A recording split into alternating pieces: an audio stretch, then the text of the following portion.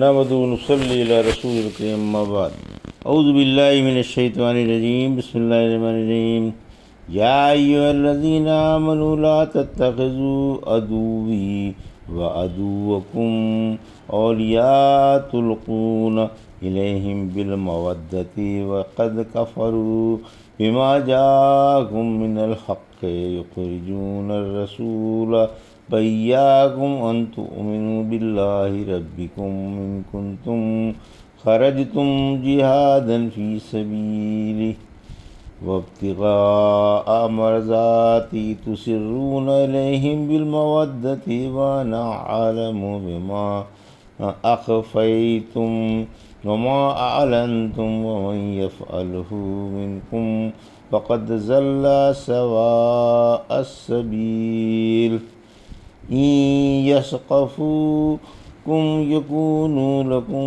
أعداء ويبسطوا إليكم أيديهم وألسنتهم بالسوء وودوا لو تكفرون لن تنفعكم أرحامكم ولا أولادكم يوم القيامة يفصل بينكم والله بما تعملون بصير۔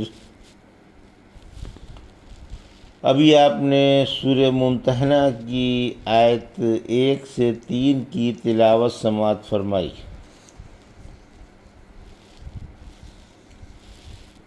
ان آیتوں کا ترجمہ و تفسیر سے پہلے پیش ہے اس سورہ کا شان نزول۔ بترتیب مصحف یہ 60ویں اور بترتیب نزول 91ویں سورہ ہے اور یہ مدنی سورہ ہے۔ اس میں 13 آیتیں اور 2 رکوع۔ اس سورت کے اترنے کا سبب حاطب بن ابی بطعہ رضی اللہ عنہ کا قصہ ہے۔ یہ ایک مہاجر اور بدری صحابی تھے۔ مکے میں ان کے بچے اور جائیداد تھی۔ یہ قریشی نہیں تھے اور عثمان رضی اللہ عنہ کے حلیف تھے۔ جب آپ نے مکے پر چڑھائی کا قصد فرمایا تو آپ نے مسلمانوں کو جنگ کی تیاری کا حکم صادر فرما دیا اور اللہ سے دعا فرمائی کہ اے اللہ ہمارے ارادوں کی خبر قریش کو نہ ہونے پائے۔ حاطب رضی اللہ عنہ نے ایک خط لکھ کر ایک قریشی عورت کو دے کر کہا کہ یہ سرداران قریش کو دے دینا۔ اس خط میں انہوں نے آپ کے عزم سے ان کو مطلع کیا تاکہ ان پر ایک احسان قائم ہو جائے۔ اللہ نے چونکہ آپ کی دعا قبول فرما لی تھی اس لیے اس خط کی آپ کو بذریعہ وحی اطلاع کر دی۔ آپ نے عورت کی تلاشی میں 2 آدمی دوڑائے۔ انہوں نے اس کو روضہ خاج میں جا پکڑا اور اس کے پاس سے خط برآمد کرا لیا۔ علی رضی اللہ عنہ فرماتے ہیں رسول اللہ صلی اللہ علیہ وسلم نے مجھے، زبیر اور مقداد کو اس کی تلاشی کے لیے بھیجا۔ فرمایا جاؤ، روضہ خاک میں ایک عورت ملے گی جس کے پاس خط ہے، اس خط کو اس سے لے آؤ۔ ہم نے گھوڑے دوڑائے، آخر ہم روضہ خاک میں پہنچ گئے اور اس عورت کو جا لیا۔ اس سے کہا کہ خط دے دے۔ اس نے کہا میرے پاس تو کوئی خط نہیں ہے۔ ہم نے کہا یا تو خط دے دے ورنہ کپڑے اتار کر دکھا۔ آخر کار اس نے اپنی چوٹی سے خط نکال کر دیا۔ ہم یہ خط لے کر رحمت عالم صلی اللہ علیہ وسلم کی خدمت میں حاضر ہوئے۔ اس میں لکھا تھا کہ یہ خط حاطب بن ابی بطعہ کی طرف سے مکے کے لوگوں کے نام ہے اور اس میں آپ کے بعض ارادوں کی اطلاع تحریر تھی۔ آپ نے حاطب رضی اللہ عنہ کو بلا کر فرمایا کہ یہ کیسی غداری ہے؟ بولے یا رسول اللہ صلی اللہ علیہ وسلم جلدی نہ کیجیے، ذرا میری بات بھی سن لیجیے۔ میں قریشی نہیں ہوں، ہاں ان کا حلیف ہوں۔ آپ کے ساتھ جتنے مہاجر ہیں مکے والوں سے سب کی رشتہ داریاں ہیں، جس کی وجہ سے وہ ان کے بیوی بچوں کے نگراں ہیں۔ چونکہ میرا ان میں نسب تو ہے نہیں، اس لیے میں نے سوچا کہ میں ان پر کوئی احسان رکھوں جس کی وجہ سے وہ میرے بچوں کے محافظ بن جائیں۔ میں نے اس لیے یہ خط انہیں لکھا تھا۔ میں نے کفر یا ارتداد کی وجہ سے یہ خط نہیں لکھا۔ فرمایا حاتب نے تم سے سچی سچی بات کہہ دی۔ عمر رضی اللہ عنہ بولے یا رسول اللہ صلی اللہ علیہ وسلم مجھے اس منافق کی گردن اڑانے دیجیے۔ فرمایا تم کو معلوم نہیں یہ بدری ہیں اور اللہ نے بدریوں سے جھانک کر فرما دیا ہے تم جو چاہو کرو، میں نے تمہیں بخش دیا۔ پھر یہ صورت اتری۔ ایک روایت میں ہے کہ اس پر عمر رضی اللہ عنہ کی آنکھوں میں آنسو آ گئے اور کہنے لگے اللہ اور اس کا رسول بہتر جانتا ہے۔ یہ تھا اس سورہ کا شان نزول۔ اب پیش ہے سورہ ممتحنہ کی آیت 1 سے 3 کا ترجمہ اور تفسیر۔ بسم اللہ الرحمن الرحیم۔ یا ایھا الذین آمنوا لا تتخذوا عدوی وعدوکم اولیاء تلقون الیہم بالمودۃ وقد کفروا بما جاءکم من الحق یخرجون الرسول وایاکم ان تؤمنوا باللہ ربکم ان کنتم خرجتم جہادا فی سبیلی وابتغاء مرضاتی تسرون الیہم بالمودۃ وانا عالم بما اخفیتم وما اعلنتم ومن یفعلہ منکم فقد ضل سواء السبیل۔ آیت 1۔ ان یثقفوکم یکونوا لکم اعداء ویبسطوا الیکم ایدیہم وَأَلْسِنَتَهُمْ بِالسُّوءِ وَوَدُّوا لَوْ تَكْفُرُونَ۔ آیت 2۔ لَن تَنفَعَكُمْ أَرْحَامُكُمْ وَلَا أَوْلَادُكُمْ يَوْمَ الْقِيَامَةِ يَفْصِلُ بَيْنَكُمْ وَاللَّهُ بِمَا تَعْمَلُونَ بَصِيرٌ۔ آیت 3۔ ترجمہ۔ شروع کرتا ہوں میں اللہ کے نام سے جو بڑا مہربان اور نہایت رحم والا ہے۔ اے ایمان والو میرے اور اپنے دشمن کو دوست نہ بناؤ۔ تم ان کی طرف دوستی کا پیغام بھیجتے ہو اور وہ تمہارے پاس جو حق آیا ہے اس کے منکر ہیں۔ وہ رسول کو اور تم کو اس بنا پر نکالتے ہیں کہ تم اللہ پر جو تمہارا رب ہے ایمان لے آئے ہو۔ اگر تم میری راہ میں جہاد کے لیے اور میری خوشنودی ڈھونڈنے کے لیے نکلے ہو تو ان سے دوستی نہ گانٹو۔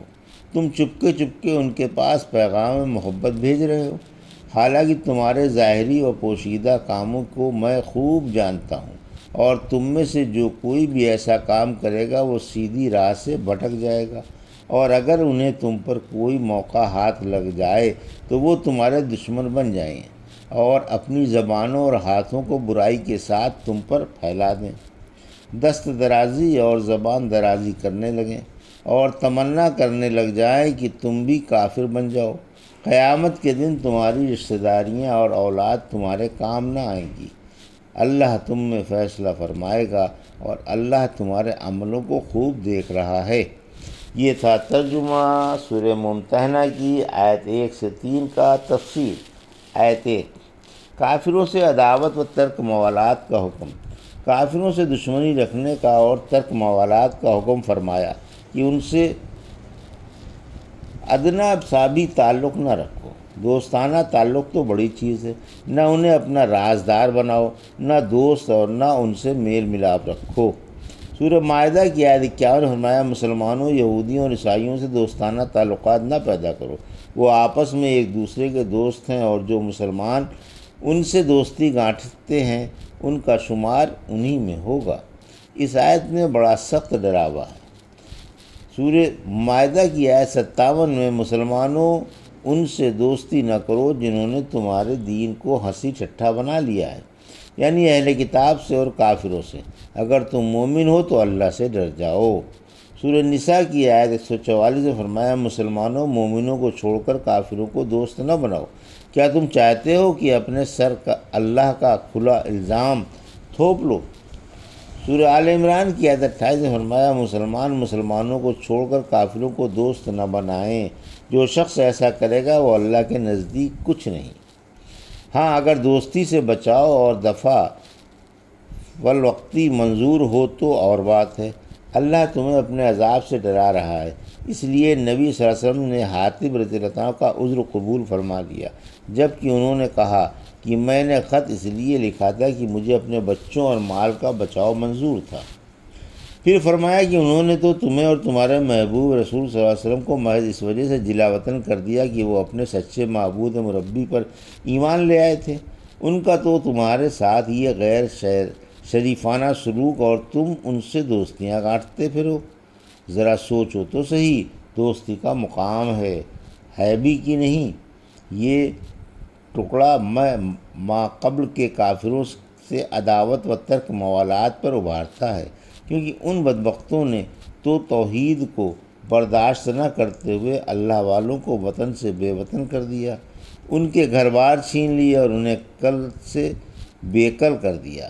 تو پھر یہ اسی لائق ہیں کہ ان سے عداوت رکھی جائے اور ترک موالات کی جائے، نہ کہ اور انہیں دوستی کے پیغام پہنچائے جائیں۔ اسی لیے فرمایا کہ تمہارا صرف اتنا گناہ تھا کہ تم اللہ رب العالمین پر ایمان لے آئے تھے۔ سورہ بروج کی آیت 8 نے فرمایا کافروں نے مسلمانوں سے صرف اس وجہ سے بدلہ لیا کہ وہ اس اللہ پر ایمان لے آئے تھے جو سب پر غالب اور لائق تعریف ہے۔ سورہ حج کی آیت 40 نے فرمایا جو ناحق اپنے گھروں سے نکالے گئے البتہ یہ ضرور اقرار کرتے تھے کہ ہمارا رب اللہ ہے۔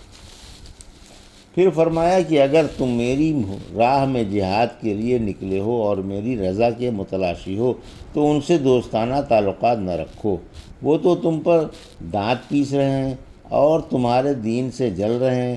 تم چپکے جو دوستی کی پینگیں بڑھا رہے ہو تو کیا سمجھ بیٹھے ہو ہم تو تمہاری رگ رگ سے واقف ہیں، تمہارے دلوں کی گہرائیوں میں اترے ہوئے ہیں۔ جو مسلمان ان سے دوستانہ تعلقات پیدا کرے گا وہ صحیح راہ سے بھٹک جائے گا۔ آیت 2، یعنی اگر انہیں کوئی موقع مل جائے تو عداوت کا کھلم کھلا اظہار کرنے لگیں، دست درازی الگ کریں، زبان درازی سے الگ پیش آئیں، نہ ہاتھ ہاپائی سے چوکیں اور نہ گالی گلوچ سے باز آئیں۔ اگر ان کے بس میں ہو تو تمہیں ستانے اور ایذا پہنچانے میں کوئی دقیقہ اٹھا کر نہ رکھیں۔ وہ دل سے چاہتے ہیں کہ تم سرسبز نہ ہو اور پھر ان کی طرح کافر بن جاؤ۔ ان کی عداوتیں ظاہری اور باطنی دونوں قسم کی ہیں۔ پھر تعجب ہے کہ اس قسم کے لوگوں سے تم کیوں موالات سے پیش آتے ہو؟ اس آیت میں بھی کافروں سے عداوت رکھنے پر ابھارا گیا ہے۔ آیت 3، یعنی اگر اللہ تم کو کوئی نقصان پہنچانا چاہے تو اسے رشتہ داریاں اور دولت نہ ہٹا سکے گی، اور اللہ کو ناراض کر کے رشتہ داروں کو راضی کرنے سے تمہیں کوئی فائدہ نہ ہوگا۔ پھر جو مسلمان کسی کافر رشتہ دار سے اسے راضی رکھنے کے لیے موافقت کرے گا وہ اللہ کی رحمت سے دور جا پڑے گا اور نقصان اٹھائے گا اور عمل برباد کر بیٹھے گا۔ کسی شخص نے رسول اللہ صلی اللہ علیہ وسلم سے پوچھا میرا باپ کہاں ہے؟ فرمایا جہنم میں۔ پھر جب وہ پیٹھ موڑ کر جانے لگا تو آپ نے بلا کر فرمایا تیرا باپ اور میرا باپ دونوں جہنم میں ہیں۔ یہ تھا سورہ ممتحنہ کی آیت 1 سے 3 کا ترجمہ اور تفسیر جو بھی آپ نے سماعت فرمائی۔ بارک اللہ لی و لکم فی القرآن الحکیم و نفعنی وایاکم بآیات الذکر الحکیم۔